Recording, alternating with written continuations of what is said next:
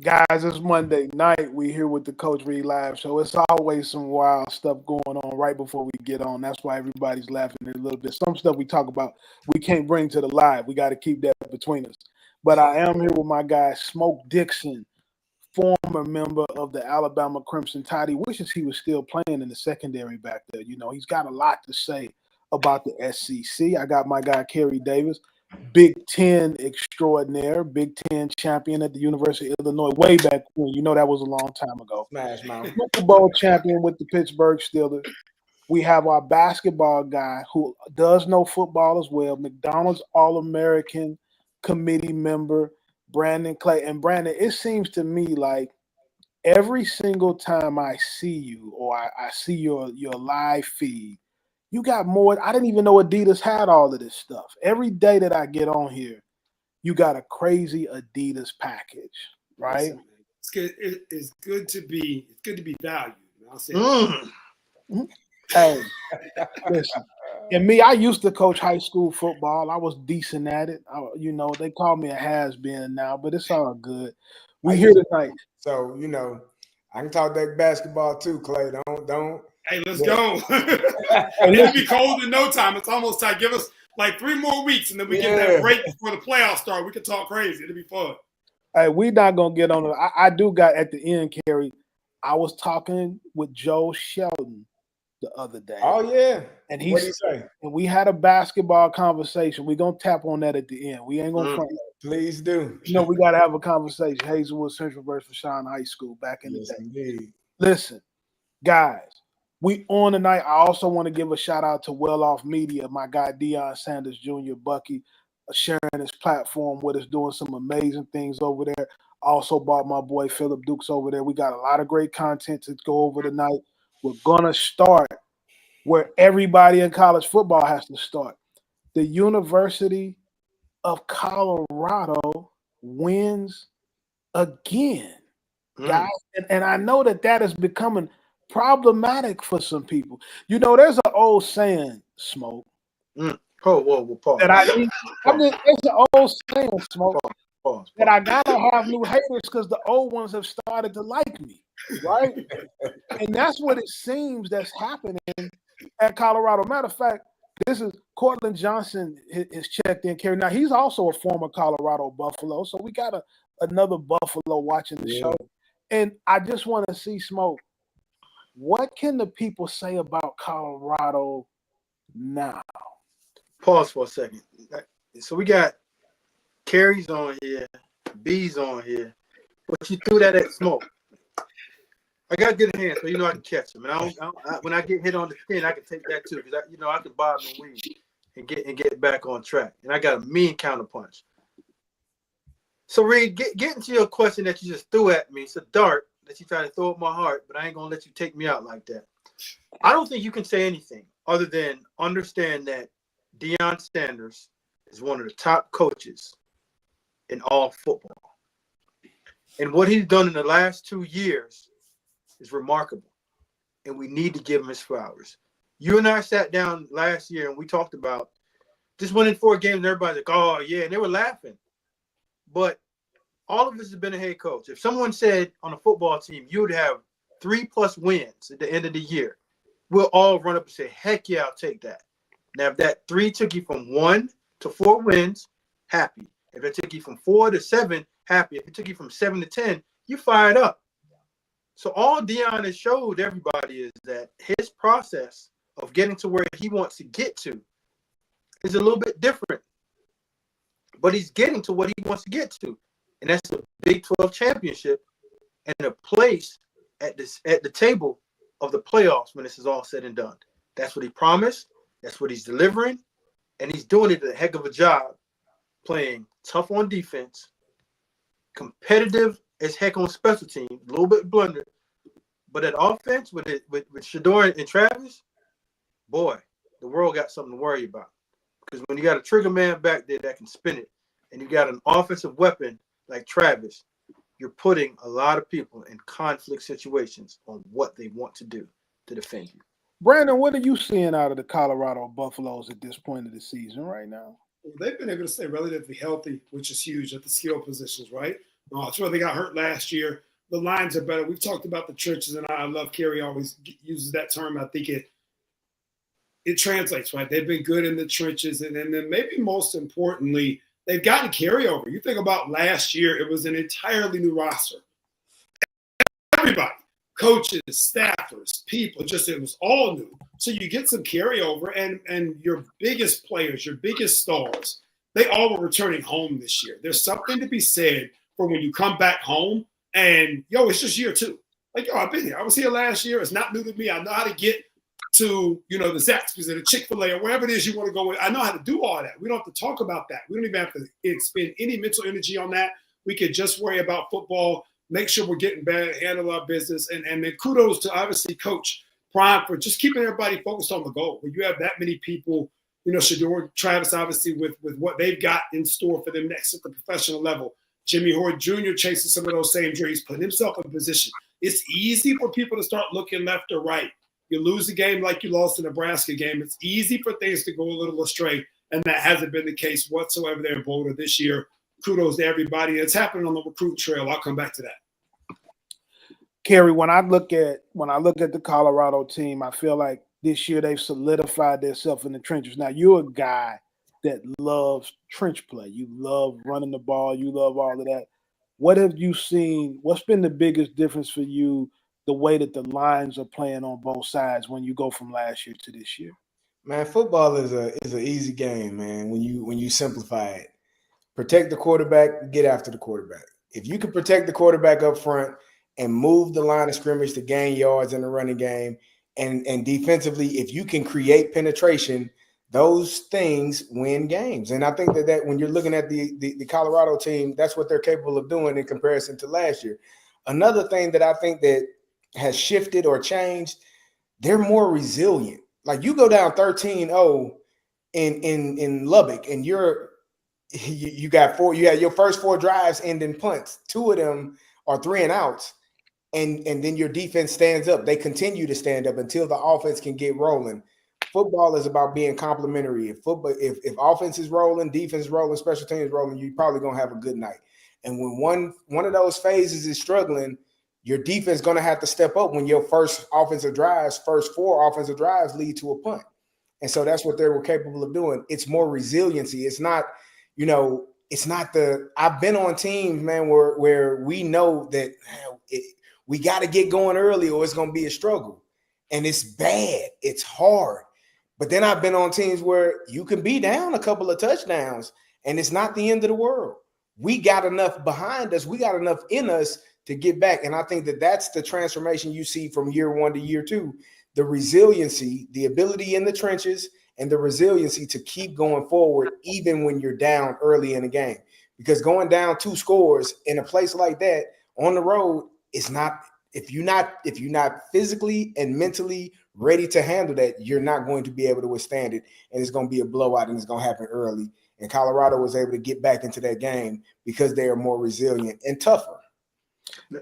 As I smoke, I'm gonna go back to you here in a second. As I was going through the offseason and reading the comments and listening to everybody, what really was appalling to me, what was really appalling to me was the disrespect that Coach Prime was getting as a coach.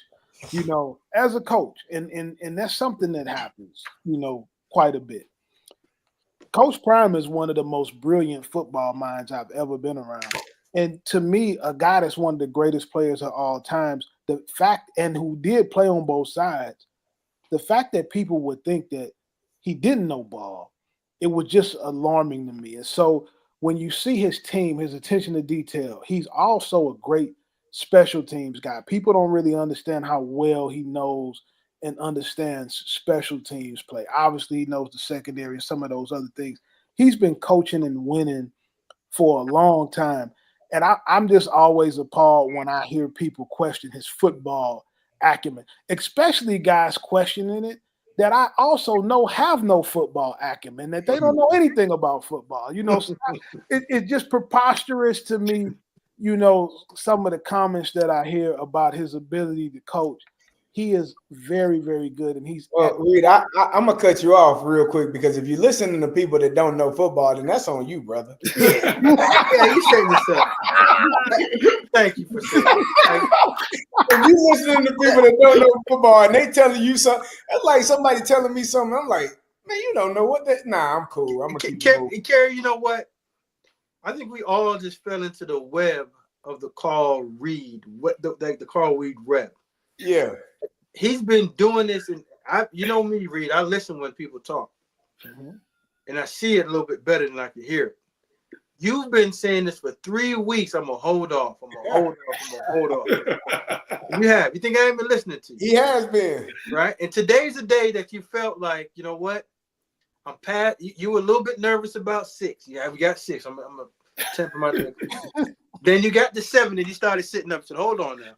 We are in control of our fate in this playoff thing.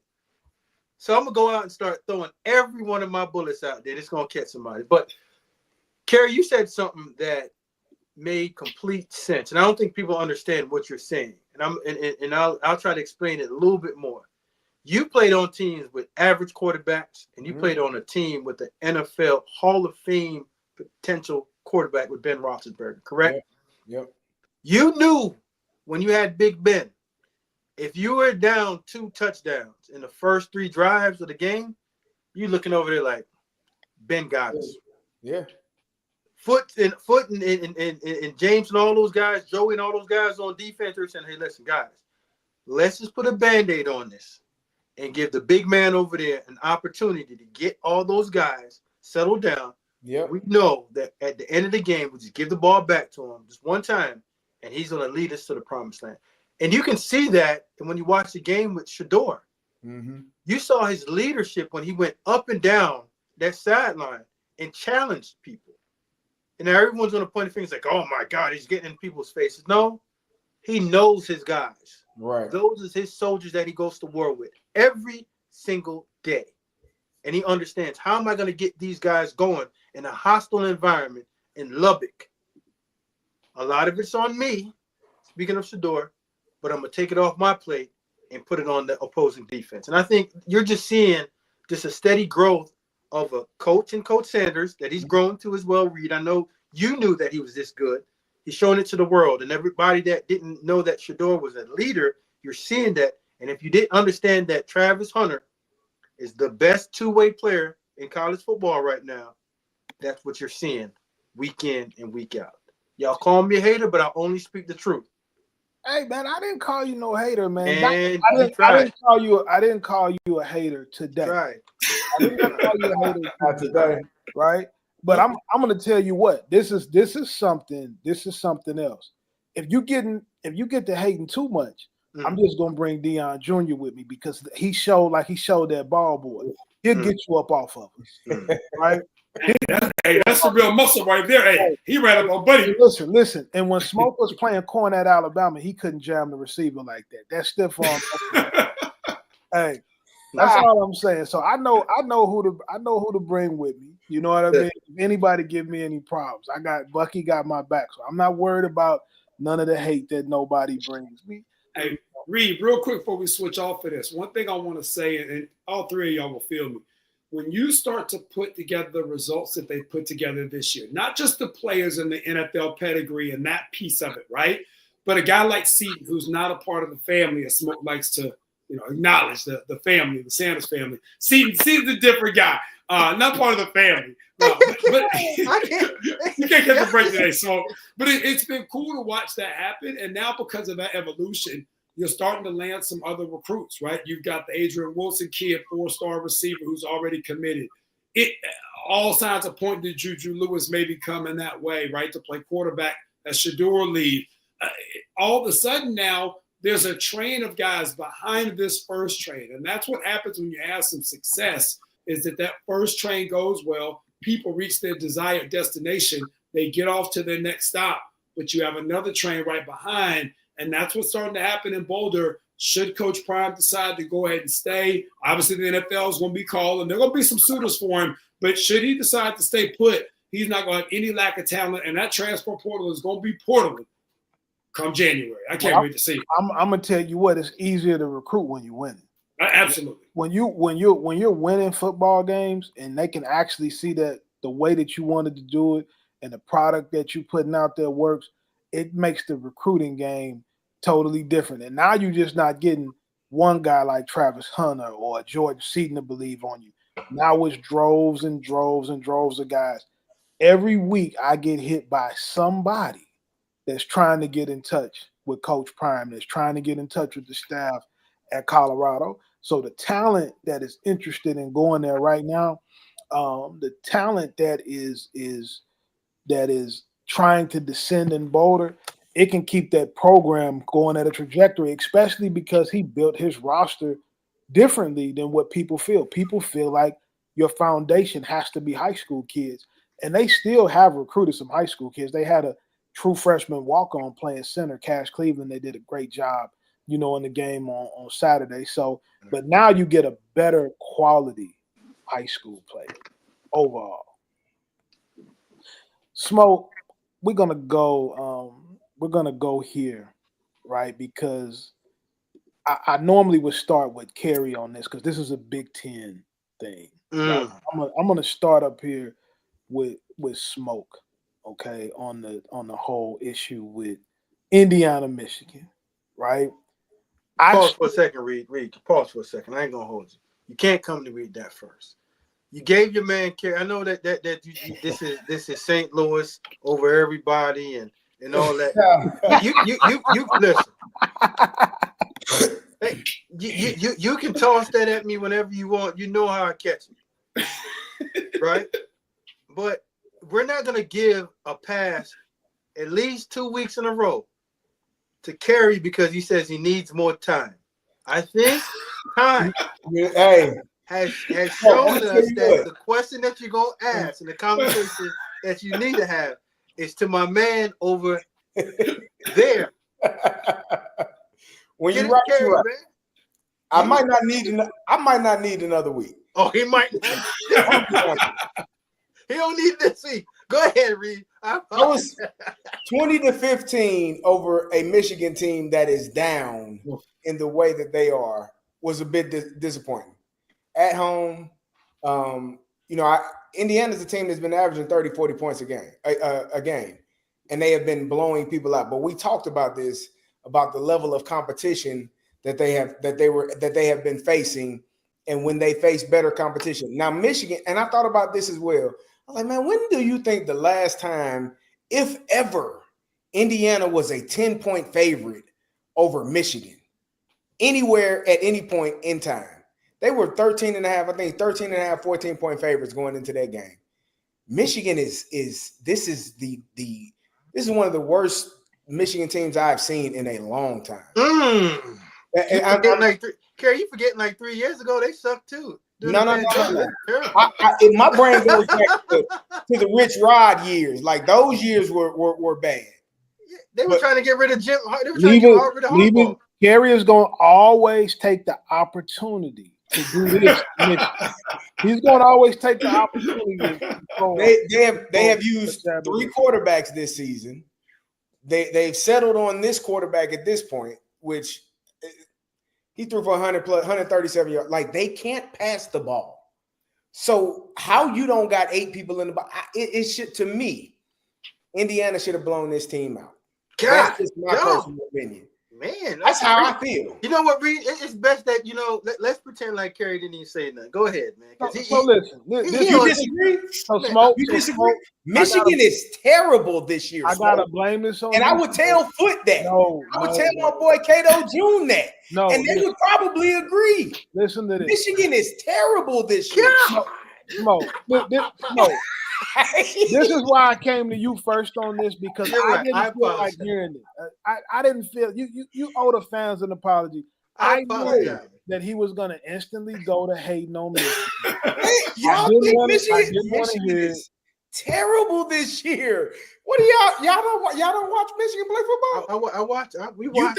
You think that Michigan team is good when they are one dimensional? No, I mean, when has Michigan? That's typical Michigan football.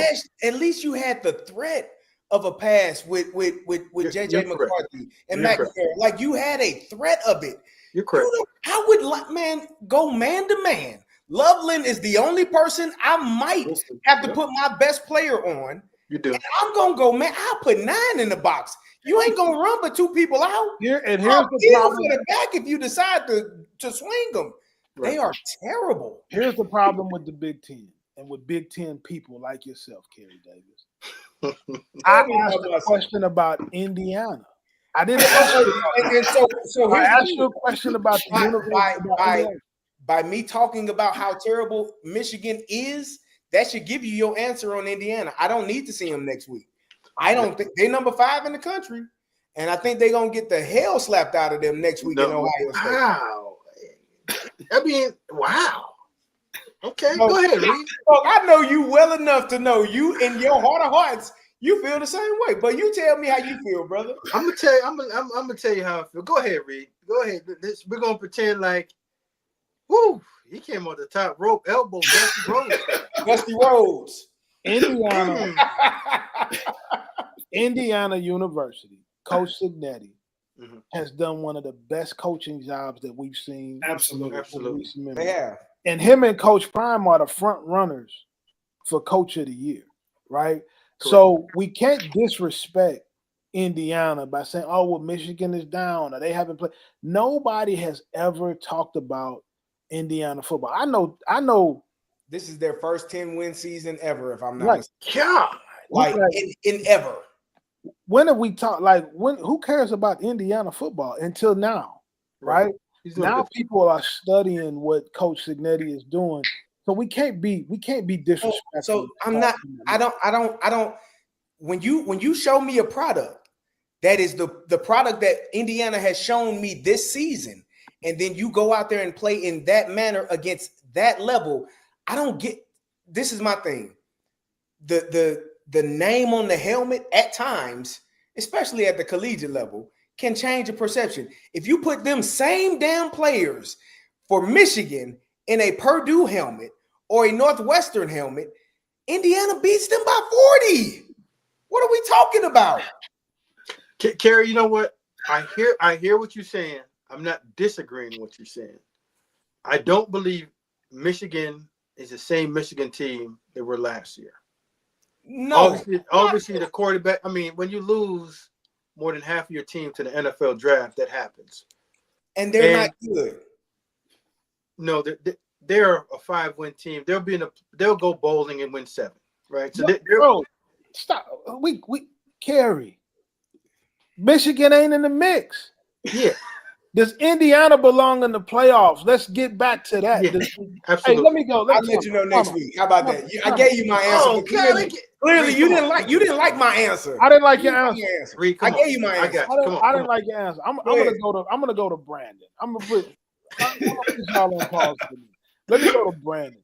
Brandon, does Indiana belong in the playoffs based on their body of work right now? Yeah, strength of schedule is like it is what it is. It's in the hundreds. It just is what it is. Kerry, you actually said this last week. There's nothing we can do about that. They beaten who they played. Even the Michigan game, right? At some point, they were going to have a game that was close, right? They've been whacking people 2 touchdowns, 3 touchdowns. Michigan State by 37. That's not. I don't care. Indiana's not going to be good enough where that is a weekly thing through a league like the Big Ten. Even in what I consider to be a down year for the bottom 2/3 of the league, right? I think the bottom 2/3 of the league are lighter than what you're accustomed to seeing in that league. But Indiana was never going to run through everybody by 21 plus every week until they got to Ohio State. They were due for, as Smoke would say, a win ugly game, right? Where you find a way to grind it out. And I think it says a lot about Kurt. It says a lot about Rourke, the quarterback. It says a lot about them that they didn't fold, to Smoke's point about Shador. That's a game where you learn a lot about the person in charge on the field where Curtis said, hey, man, look, we got this. We got this. We got this. That's one of those games literally as a player, as a staffer, as a coach, you just keep saying to yourself, we got this. At some point, the levee going to break. We're going to get out of here with a win. We're going to get out of here with a win. That's a game that an Indiana team for years, they find a way to lose that. We call it tricking off the money. They find a way to throw the money up in the sky. And all of a sudden, they're 4-1. And you're like, oh, man. They won the game they needed to win. They've been looking at Ohio State. You can't tell me those young men between the ages of 17 to 22, maybe some as old as 23 or 24. The game is changing. Right. They walked on campus in Bloomington the past 6 days. Hey, man, I can't wait for the Ohio State game. Can't wait for Ohio State. And y'all going to be in the playoff. This is crazy. So the fact that they were able to just win the game that was in front of them, I don't care who they were playing, Carl, as of today, assuming that the Ohio State game is a competitive game, they belong in the playoffs. If they come out and they get smacked, it's 35-3, 38-3, and then they stumble with the last 2 games, at that point, I think you got to reevaluate. But right now, they've won the games in front of them in a year where people are losing every single week. They belong in the playoffs today. So you make an interesting comment. You say winning the game in front of you. Now, Smoke, there was a team in the state of Florida that did not win the game in front of them. University of Miami falls to Georgia Tech. Oh, you. So let me ask you. No. Hold on. I know you want. Because I do want to get on the Miami game because that was an atrocity as well. We can make excuses. They got Ohio State in 2 weeks. You don't look past Michigan, even if Michigan is as bad as they are. They beat Michigan. It's not a trap game. That's the University of Michigan. You line it up. It's not. It is a trap game. No, it's not. All right. So Kerry, never. So the way that you're looking at it is that Michigan is Michigan of last year. Michigan, I know they're not the Michigan. This hold tight. Yes, they can look ahead because they're watching tape. Just hold on. They're watching tape just like we are. The same thing that you just said. They've gone from quarterback, back to the same quarterback, and they can't even throw the ball downfield. Their best corner is out. All they have is those 2 interior defensive linemen. Indiana's quarterback was hurt, that right hand. So he's not 100%. So you're looking at a team that figured a way how to win. And that's all you have to do when you get into the conversation of November. You were just trying to find a way to get to a W, to get your team healthy enough to now when the showdown comes between you and the Buckeyes, you are playing at your best, you're your healthiest, and that team behind you, you put that behind you, won a game. You have to give them their just due. You got he gets really in his body about the Big Ten, boy. I'm just really listen. Me, Indiana's here, Kerry. They're a good team, and I'm happy for that. I'm happy for them. Antoine Randall, stand up. Like you going back to Randall? Hey, quick point before we move to Miami, Reed. Quick point before we move to Miami. Fellas, 7 days ago, we were all sitting here on this wonderful show that we do such a great job on, and we were looking ahead to Ohio State and Indiana. We were already talking about Clay. We can. Okay. They can't. Hold on. I don't disagree. But I think one of the greatest things about sports talk in this age is you forget, especially at those dudes are 17 to 22. We got pro guys that look ahead every week. So if there are pro guys skipping games, I'm not saying they should. I'm not saying they should, Kerry. I'm saying they do. Buffalo looks ahead. I agree Kansas City. I sit down there, good players. You know I agree with everybody on here. They won the game. That's what you come to do. You won the game. It wasn't impressive. Kerry, you needed 2 weeks to be able to. I got 2 more weeks because they don't play till the 23rd. Yeah, I'll let you know. We got Steve Hayden here saying Indiana got lucky. Big Ten is down this year. Big Ten. Oregon and Iowa. 3 teams in the top 5. God, dog. Go ahead on, brother. You can't be more up. Steve, stop it. You can't be more up. That's what Steve said it. Listen, Miami, Smoke.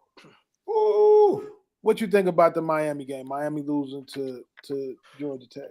Reed, this is 2 years in a row that they got outcoached again by the same staff. And I've been saying it for weeks now. We'll get to that conversation about flipping the paycheck to player to coach because we just saw coaching malpractice. You've allowed Cam Ward to play in that manner the entire season. Structure, no understanding when and how to do what you want him to do when he needs to do it. So now you come to a game like that when you really need a coach, and you can't do that because this thing has gotten out of hand.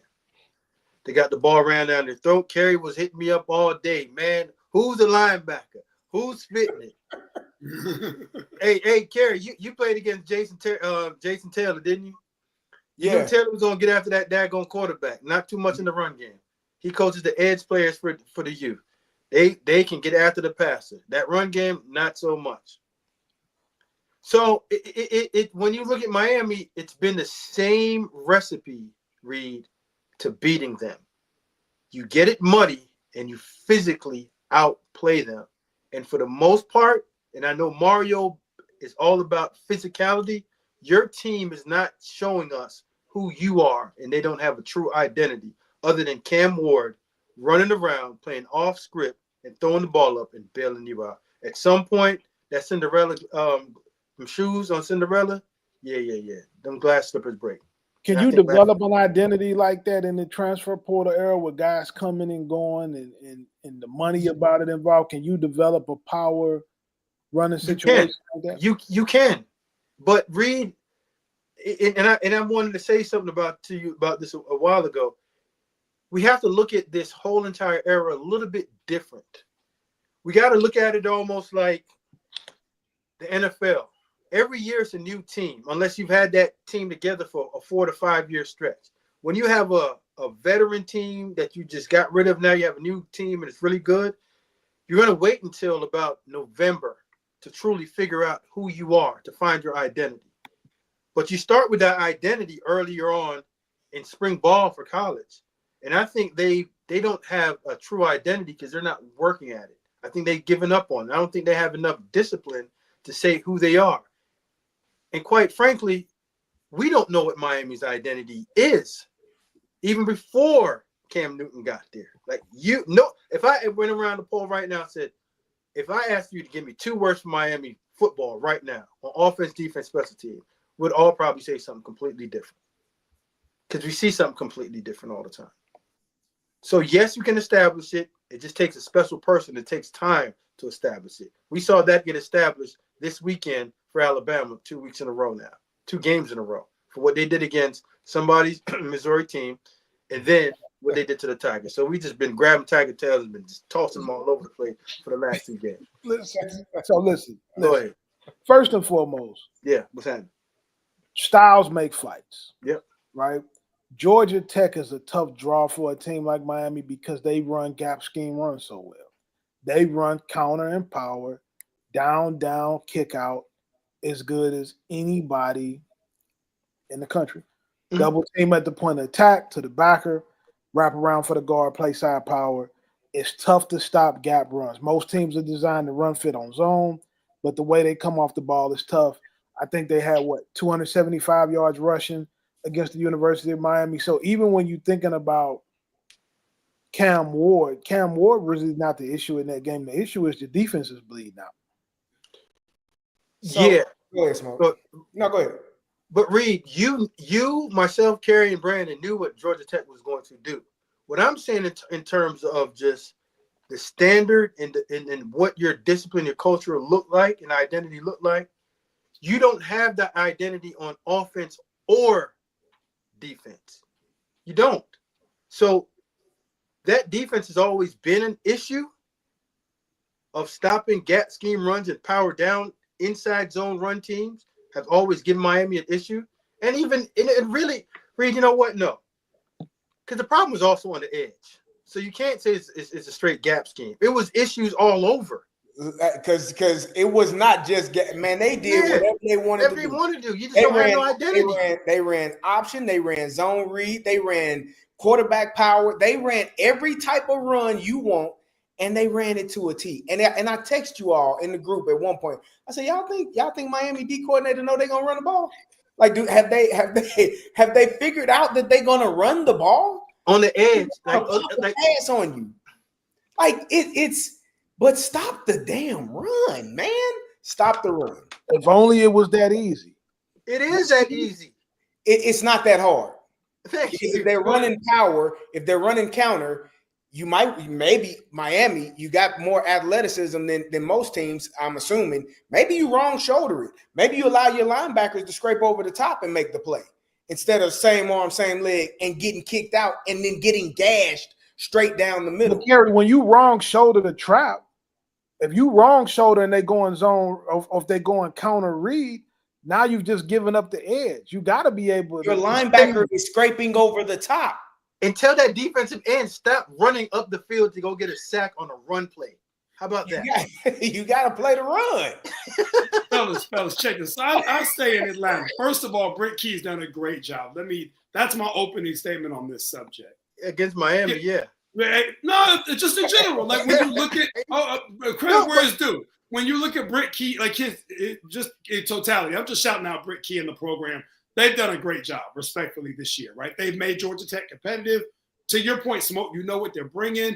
If you're Miami, you have to force Haynes King to throw the football. If he throws the football for 400 yards, 4 touchdowns, no interceptions. Pat him on the back, tip your cap. Man, that's a hell of a game. Good job. Like you have to force Haynes. Haynes King is literally handing the ball. No, you know what? I'm going to keep it. I'm going to run on the outside to the corner and score. I'm not letting Haynes King run on me. Haynes King wants to do one thing. He wants to run the football. Man, he averages just under 200 yards a game passing it. And that's when they get to the point where they beating you so bad that he can start to nickel and dime you. That's not supposed to be what Miami is. They're not supposed to be a CFP playoff team and be getting nickel and dime in the passing game.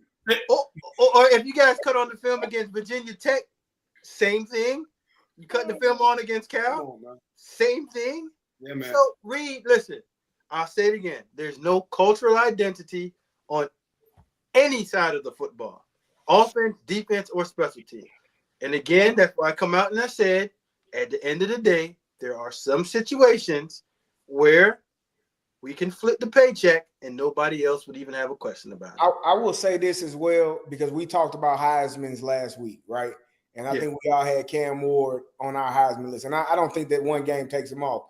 But every Heisman Trophy winner that I can recall had a Heisman moment. Mm-hmm. And that game right there for me was his Heisman moment. Like, you're down, you got an opportunity to go back down and score, to take the lead, to win the game. You put the ball on the ground, game over.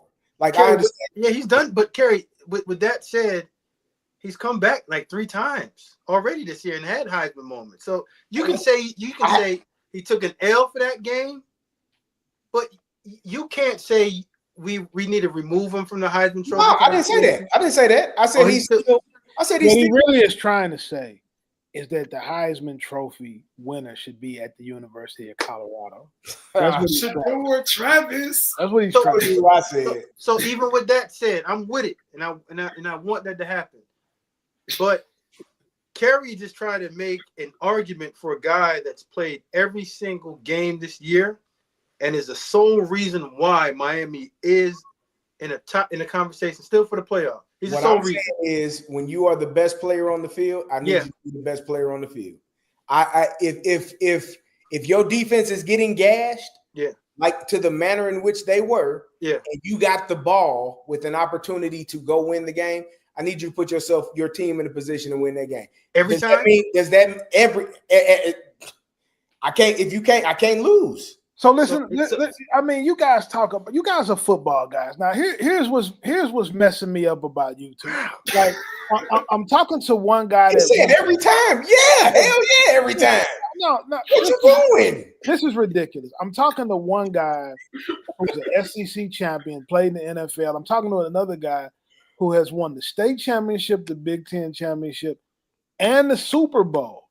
And y'all are just making it seem like it's that all they got to do is stop the run. If they just stop the run, they can't stop the run, or they would have done it. Well, you got to force Haynes King to throw for 400. I think that's really the counter here. Like, force Haynes King to be the best quarterback ever. Haynes King to throw for, so hold on, Reed. Everybody in the box. Force Haynes King to go crazy.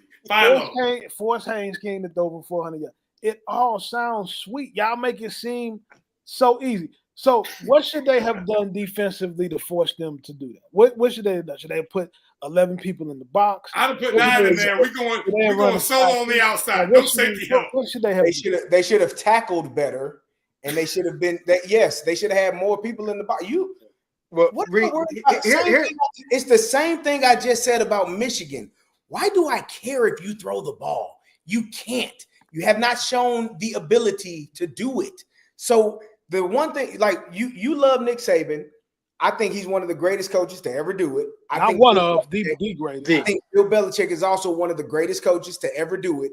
What do? They take away what you do best and find another way to beat me. So If now you we're find comparing. Now we're comparing. No, I'm not saying you have to be Bill Belichick or Nick Saban, but I'm saying you have to take away what that team does best and force them to find another way to beat you. Remember when we were kids and we had, what was that commercial they used to have? I got to look it up.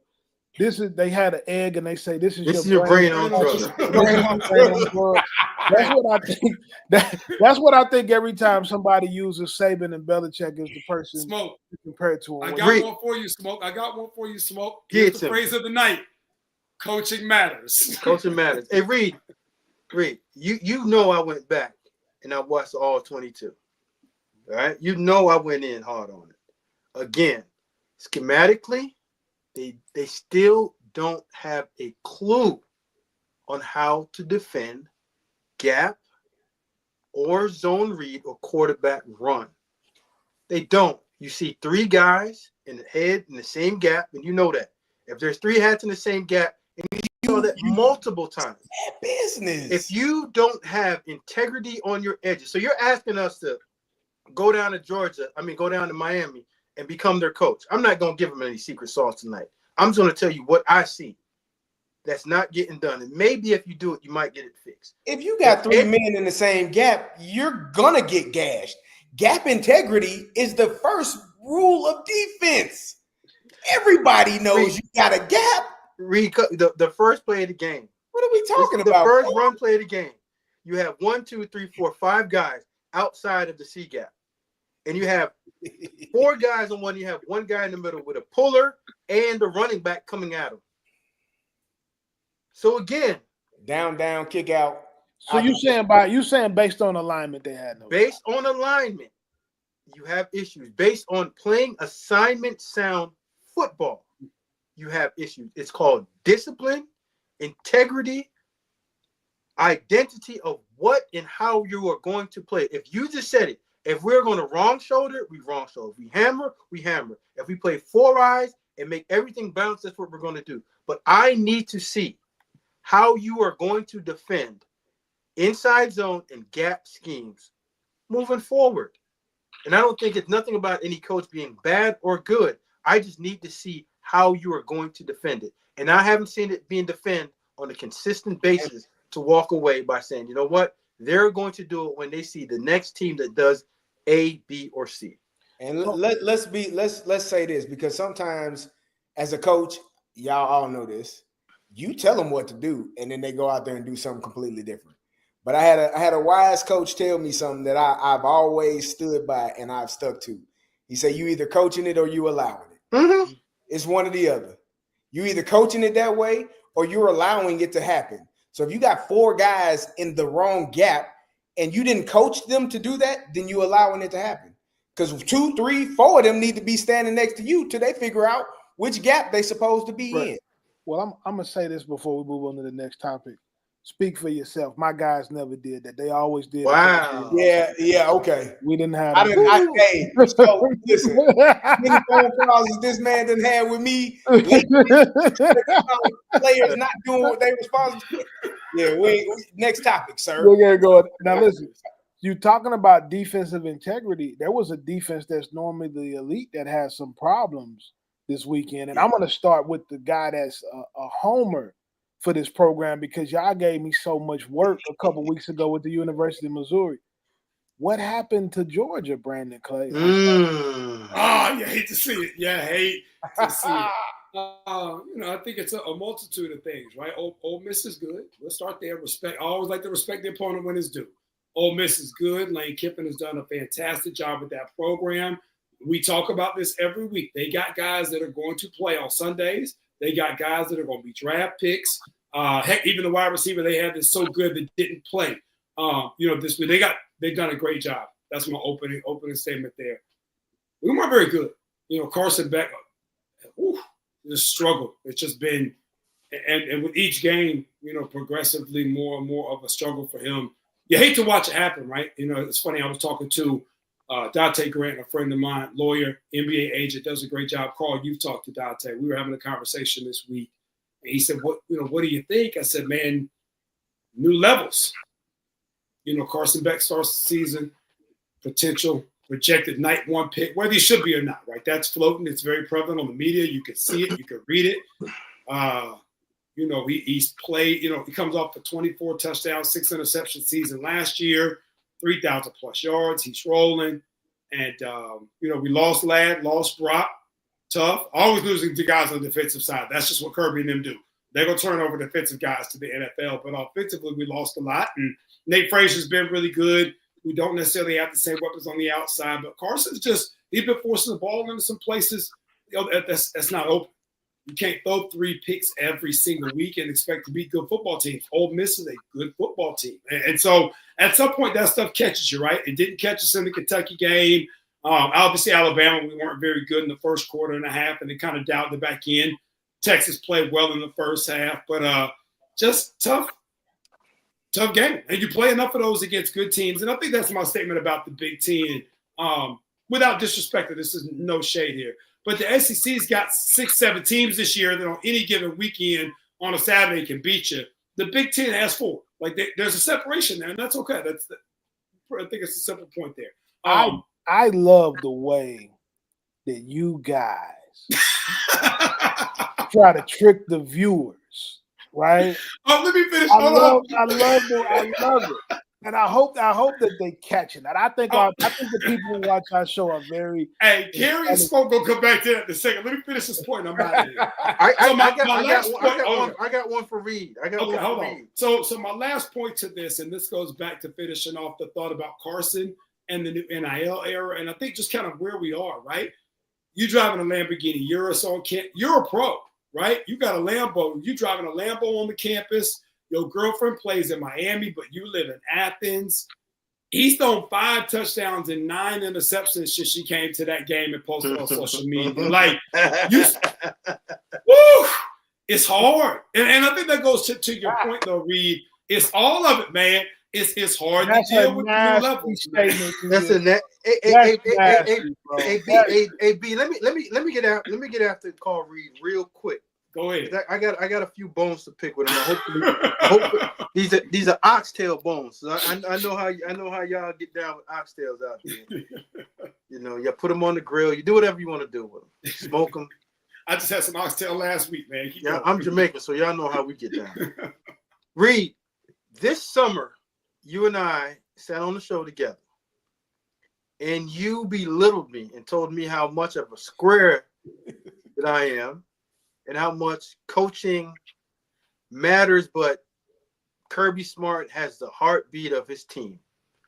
And you said they're going to run through the SEC. And I said, Reed, what did I tell you? No dice. I said they're going to struggle through the SEC. Character, good ball players, and discipline is always going to show their face at situations and times like this. Georgia got too much going on right now on their campus and on their team and their quarterback. Football is not the main thing. Before, when we looked at Georgia, football was the only thing. You took football away from those guys who would crush them. Right? There weren't guys showing up with Lambos and taking photo ops with whoever just to get on, because getting on was winning games.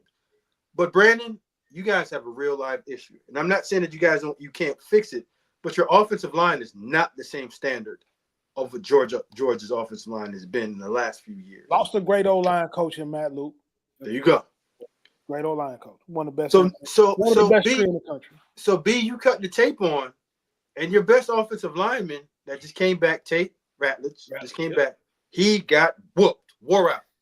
Those interior defensive linemen that Ole Miss went and got in the portal showed up and they played. Your left tackle, Green, my goodness, got beat the drums. Your right tackle, they were rotating in.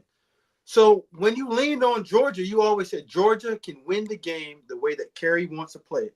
Power downhill, 4 to 5 yards per carry. And if our quarterback is halfway decent, we are going to win the national championship. When was the last time you begged for a Georgia quarterback to bail you out? It's never the case. So now that Carson Beck is showing you who he is, we hope that he could go out here and play and be real good. You had a 5'11" walk-on kid come and outplay him for years. Just understand that now. Hey, make sure you say the name. Say his name, though, bro. Denson Bennett, the walk-on. Smoke, let me ask you this. Go ahead. Should Carson Beck have went to the draft last year when his top pass catchers left and went to the NFL when Bowers got out of there, when those other guys, should he have declared last year would his stock have been higher than what it's ended up looking like right now? You know what? Sometimes, yes, I think you should have. Just because the less you know in the NFL, the better it is. Let them find out later on who you aren't. But you're just being exposed now. Because the number one thing that I always wanted to look at quarterbacks, did you elevate your team? Did you elevate the people around you? Or you're just along for the ride? If you're going to be a first-round quarterback or top 10 quarterback, you have to have that ability to carry a team and help build a team. Because most of the time when you go into a team carry, the worst teams get the best picks early in the draft. Yeah. So if you aren't that guy that can say, you know what, I'm going to put the cape on tonight and you guys just ride on this on this wave, yes. But when you're at Georgia and you have the best that money can buy, the best that you can recruit, and you're still looking like this, I don't want to hear about the guys outside that can't play. And I know the offensive line is struggling. Trevor Etienne has not played well. Frazier's put the ball on the ground. Bobo has not called a great game this year for the most part, because even at Texas, they struggled on offense. They just came out there, and Glenn Schumann called one of the best defensive games that I've seen in a long time, and they came out and played well. But Georgia, there are real issues over there, B. Agree. Never seen a Georgia team look like this. Well, let me say this to that point. Agree. You go back to the Matt Stinchcomb days in terms of your offensive line. We've always had some dudes in the trenches that can get down, right? So this obviously is an aberration, and I think to the whether you should stay or go. In theory, you would have told him to go, right? But then you look at Jake Fromm, who left and slid. So just, especially in the NIL era, if you Carson Beck, you got the Lambo and you got the Cavital twin, you good until you're not good. So you think you wilding out tonight a little bit. You wilding out a little bit tonight. Reed, he's seen all them people in the live, and he's getting real excited, man. Hey, man, you know what the cool thing is, and Kerry, you take this and run with it, but I think in this day and age, especially living so close to campus, I get a feel for just kind of what the buzz is, right? Like what's happening, what's going on over there. And everybody obviously was really, really excited. And I think you kind of feel Carson pressing a little bit because, to Smoke's point, just the outside stuff, right? There's just so much happening on the campus, just day in and day out, just on a normal Tuesday now. There's so much stuff that's available to these guys. They got marketing deals and they got commercials they got to shoot. And obviously there's money that comes with that and the ability and the access to do different stuff, but just their schedules are even different and what they're asked to be and do. Sometimes you can miss on maybe that extra game prep, film prep, take the check down, Reed. Don't try to force that thing in there, get it back in one fell swoop. I think sometimes you could just, y'all know this, y'all played it at a high level. Sometimes you could just lose your way and you just need to reset and get back to business. No, we haven't been very good. Like that's no. We haven't been very good. But why haven't we? Let's peel back why we haven't been good. And to Smoke's point, before Tennessee comes into town Saturday night at 7:30, what can they do to fix it? Because they're still right there in the hunt. Right. If they win out, right? If they win out, they're going to be in the 12-team college football playoff. So what can we do? SEC championship. Yeah, what can we do before Saturday night gets here to not lose again? Because it's an elimination game. The first round of the college football playoff starts in Athens on Saturday night at 7:30. I will be outside. What can we do to get there to make sure we're ready to go? That's what we are. Right. To your point, Clay, you can't afford to not make the main thing the main thing. Yep. Like if you got other things that are pulling your focus in other places, the thing that got you all of those things is football. So if you want to continue to have those things and more, you better continue to be good at football. because the moment you are not good at that, all that other stuff goes away. So, and I think, again, this is probably one of the hardest things for younger players. I mean, it's hard for NFL players to stay locked in on keeping the main thing the main thing. But like you said, if this is an elimination game, if you don't win this game, you're out, you're done. It's a wrap. And so now, to me, I think Georgia is obviously they're talented enough. You got to fix the mistakes that you had. I thought for sure when Georgia went up 7-0, Jackson Dart is in the blue tent with getting his leg looked at. He looked like he was done for the day. I'm like, oh yeah, Georgia finna blow these boys out the water. And then it just didn't happen that way. Jackson Dart came back, and Ole Miss just continued to play and put pressure on. And Georgia, for whatever reason, didn't look like the same Georgia that Smoke had was foaming at the mouth about on defense about at that Texas game. They didn't look like the same. And with you was right. They played good defense. Their defense is not the problem. Then their defense is not the issue. The issue is their offensive line is played poorly.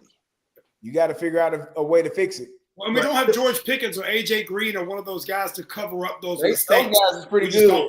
So with all that said, it's the defense.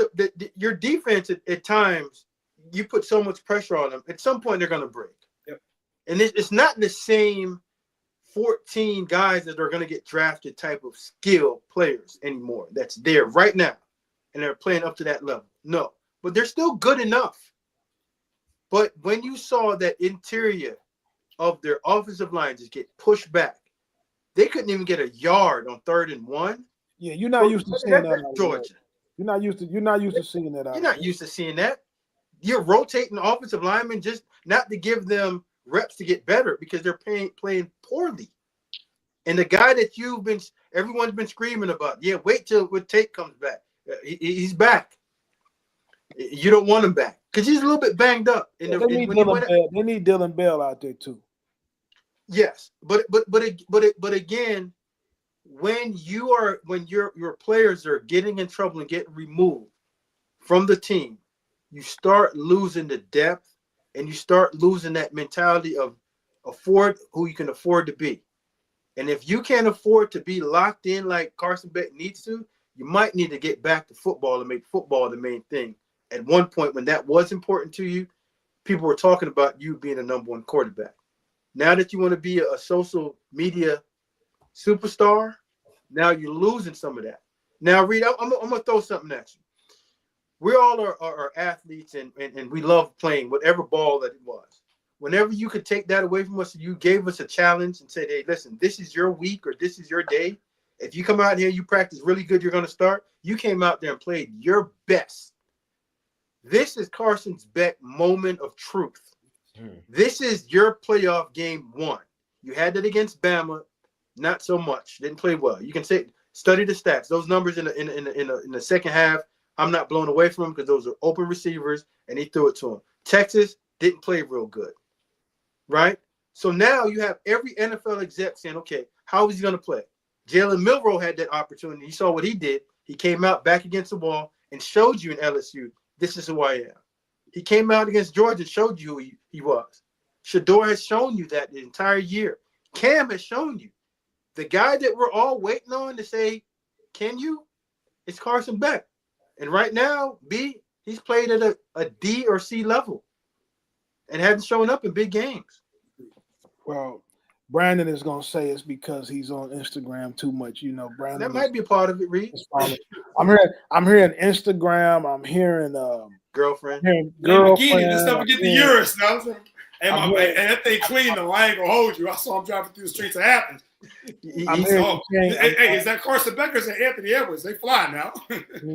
I'm hearing you got online classes instead of regular classes. I'm hearing a lot of excuses, and once again, I'm telling you, I love how you guys try to trick the viewers like a magician and put the focus somewhere else. But football is football. Guys been taking online classes for a long time, B. And I'm not going to spend too much time on this. Guys been driving big boy cars for a long time. No, that was an encouragement. You got me playing better. He told me I can go pick one out. It never made me play worse. Again, it all comes down to what is the main thing and what is his sole motivator. This game should motivate you to the top level. This is the playoff game. Period. Win or go home. And that, if you don't look at it like that, coaches should coach like it, players should play like it. And it's not getting tight, not getting anxious. It's just understanding that this moment, I got to deliver. And we'll see if it delivers. Hey, Jared Goff threw 5 picks last night in the NFL game. I ain't trying to kill Carson Beck, man. With Amon St. Brown, let's not forget that. I'm gonna tell you this. You know, me smoking Kerry all graduated high school in '99, and when Kerry picked Illinois and Smoke picked Alabama, the rumor is that they both got handed $10,000 and were told to go to McDonald's and buy a value meal and keep the change. That was the deciding factor. I believe that. Yeah, that was the deciding. Well, if anybody sent me to McDonald's, they didn't know me well because I can count on my hands how many times I've eaten at McDonald's. I don't do fast food, Reed. You know that. I know that. So one of the last things we're gonna touch on today, coaches starting to get fired. We hitting that time where week after week you're gonna have some firings, whether it's head coach, whether it's coordinators, position coaches, and I'm getting a lot of parents that are asking me, I'm committed to school A, the coach got fired. What do I do? What's your initial thought process? I'm gonna start with you, Kerry, on what a player should do if he's committed to a school and his coach gets fired. Are you talking about a recruit going to that school? A recruit going in a recruit going in. You gotta look in the mirror and really see who are you. Mm-hmm. Like you have to have people around you that are going to have honest conversations with you. Are you a kid that got 40 offers, and if you decommit today, you got 39 other schools that are willing to take you and drop one of their people? Or are you a kid that got a few offers, you made your commitment, and everything else is full, and those teams have moved on? So you got to have honest people around you, in my opinion, to know who you are and where you are. If that's who, and once you make that decision as to who you are, yes, I can get out of here and get to somewhere else and feel and land in a safe space and still do all of the things I had aspirations to do. Or, man, I'm gonna have to ride this out and hope that the next coach wants to keep me on this scholarship coming in for the following season. Like and this is, in my opinion, a case by case situation, but you cannot. It's not something you just paint with a broad brush. Like, you got to look at yourself. And I want to say this, man, for young people, when people have an honest conversation with you, they're not hating. It's not always coming from a place of hate, especially if it's a person that loves you and cares for you and is trying to get the best for you, help you get the best for yourself. Have honest conversations, man. Look and understand who you are and where you are. How many people were recruiting you? How many of those people stayed talking to you after you committed? How many of those positions are full at the other spots that you may be thinking about? I'm going to decommit and go here. Have a plan. Same thing we talked about with the transfer portal. Have a plan and know exactly where it is you want to go and where you want to be if you decide to decommit from a program to go to another one. Brandon, I'm going to go to you next. Coach gets fired. What should the kid do? I think we hit on the head during the transfer portal discussion. I think a lot of that remains here. Stay put for a minute, let it all digest. And a lot of times what happens, the point at which your coach is getting fired, very rarely did that come out of the blue. They probably were on the last leg of the contract. You could kind of see it coming. You went ahead and committed. It probably was one of maybe 2 offers you had in that conference, and you went ahead and took a chance, right? Very rarely do you see recruits that have offers from everybody in the conference go to a place where the coach is potentially going to get fired. That's usually not how this goes, right? So if that's the case and you still want a chance to try to compete in that conference, you got to sit and just let it all play out. A lot of times that new coach, Deion would have been a great example at Colorado, right? Sit, at least get a meeting with them, see what they're talking about, see what's going on. A lot of times you're able to come in, especially when we always say this in the group.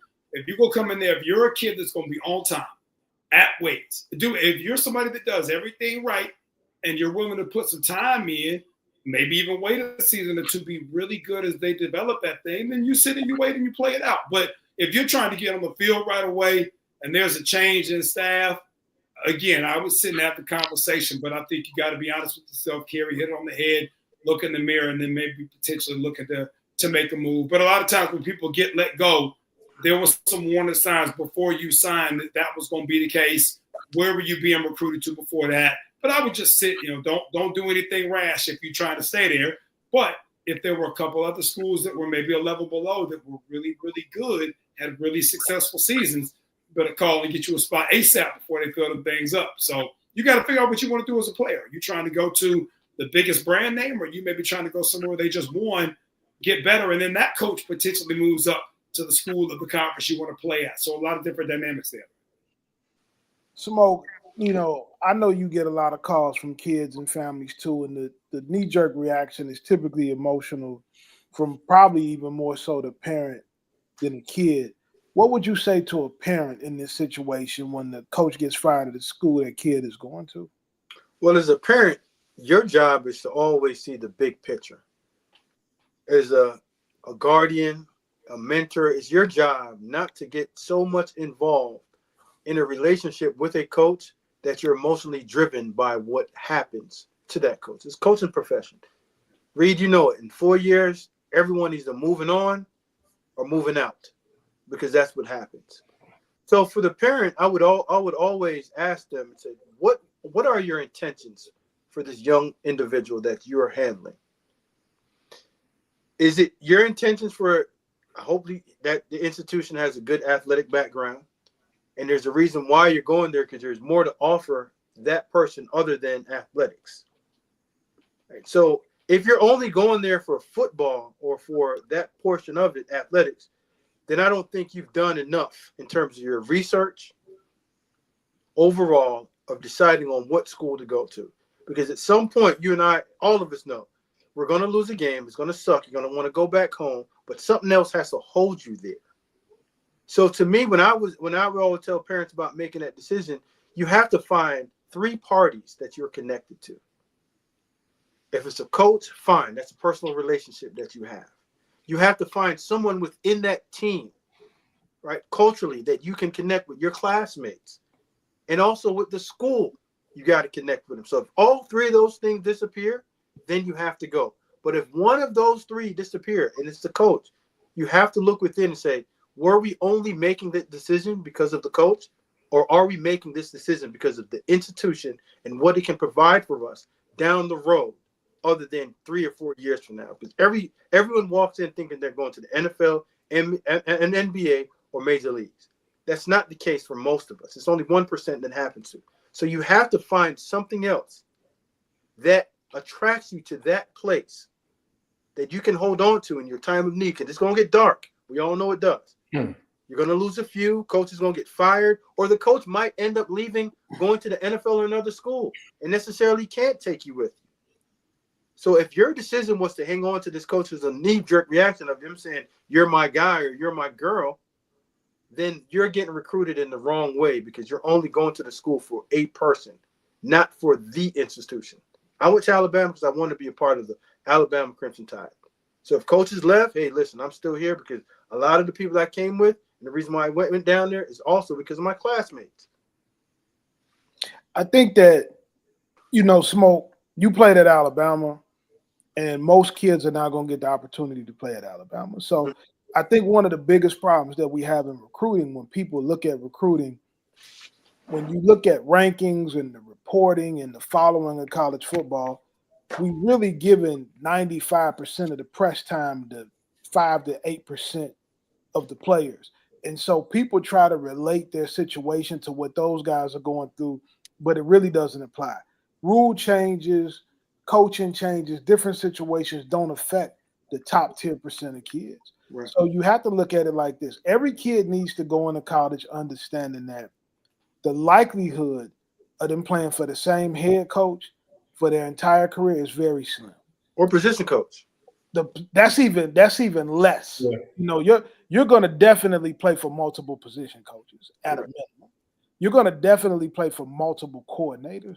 They're either doing really well and they're going to move on, or they're not doing well enough and they're going to get fired, you should consider yourself extremely lucky if you got to play for the same head coach your entire career. And that's going to even be rare.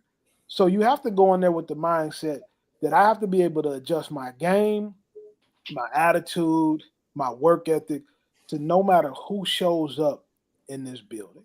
And the knee-jerk reaction from parents and kids when a coaching change happens is, I'm going to decommit.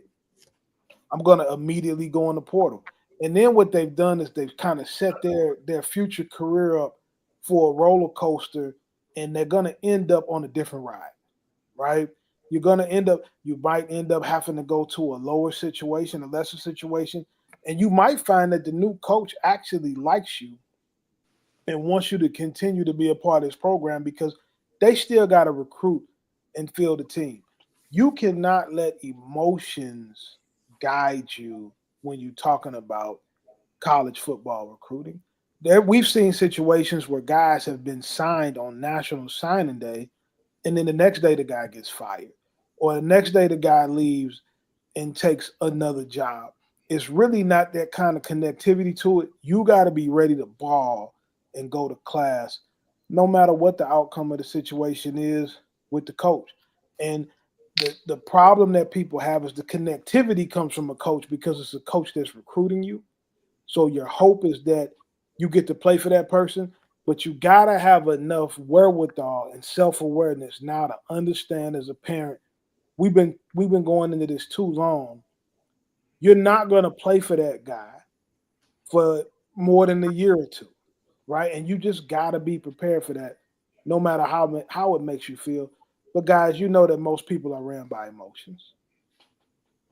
Indeed. So before we get out of here, guys, last thing I'm going to say, and I'm going to let Smoke end us on this.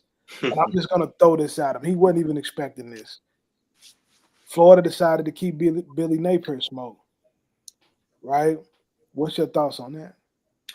Well, Reed, my thought is as simple as this. I think ADs are getting wise.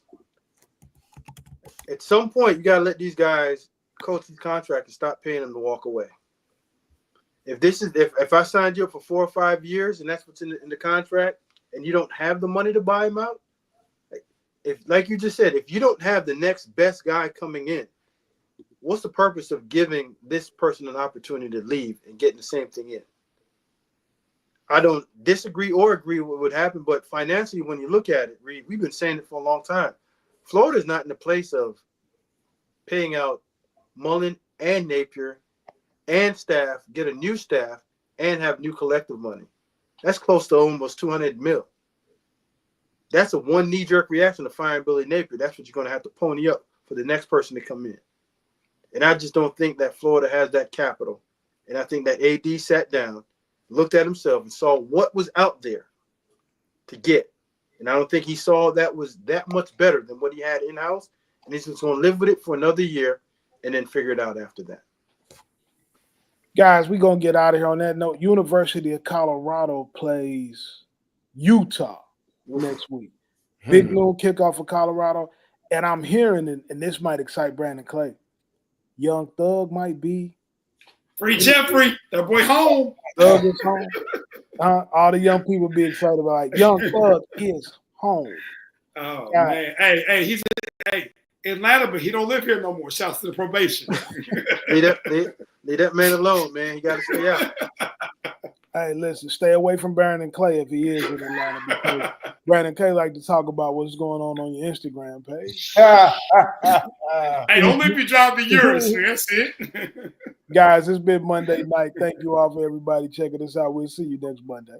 Happy Veterans Day. Indeed.